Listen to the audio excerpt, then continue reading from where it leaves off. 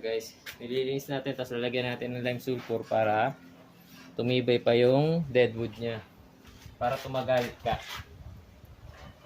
Ayan guys. Ayan. Ayan. Materialis pala natin ay mulawing aso. Ayan guys.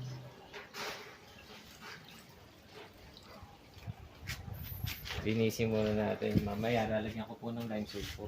Nililinis ko lang po muna. Para tumagal yung deadwood niya. Ayan.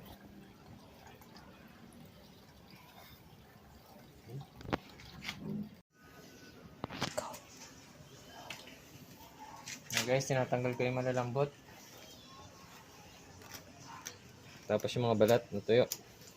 Mamaya, ayan, pag natanggal ko na po yan, yung mga balat na yan, ito, sariwa na po ito eh. Ayan, ito, sariwa na po yan. Yung green, no? Nakita nyo yung green. Ito, tuyo yan. Ayan.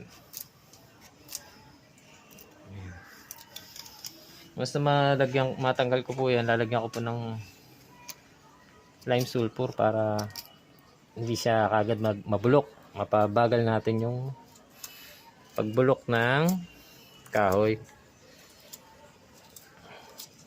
Para na-preserve po, pang-preserve po ng puno. Pero nabubulok pa rin po siya, pero bumabagal lang ho.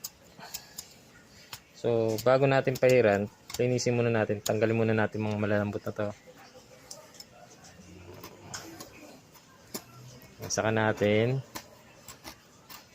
pahiran mamaya ng lime sulfur. Okay guys, update ko kayo pag napahiran ko na siya. Ito ang kinalabasan ng paglilinis ng deadwood natin guys.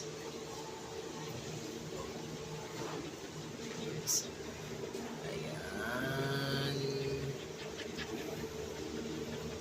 Bukas, lalagyan natin siya ng lime sulfur.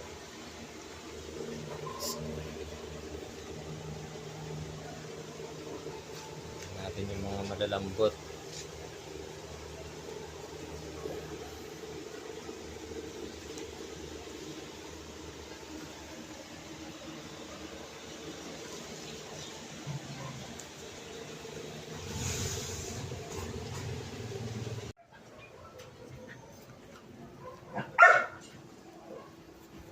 Okay guys, part 3.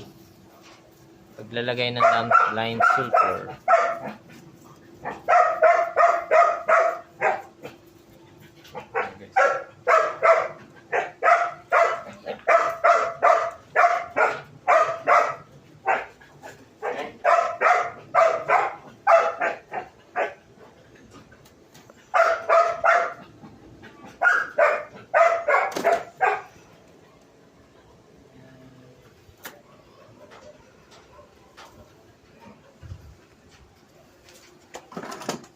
Kaya natin lalagyan to guys para ma-preserve yung kahoy niya. Hindi mabulok agad.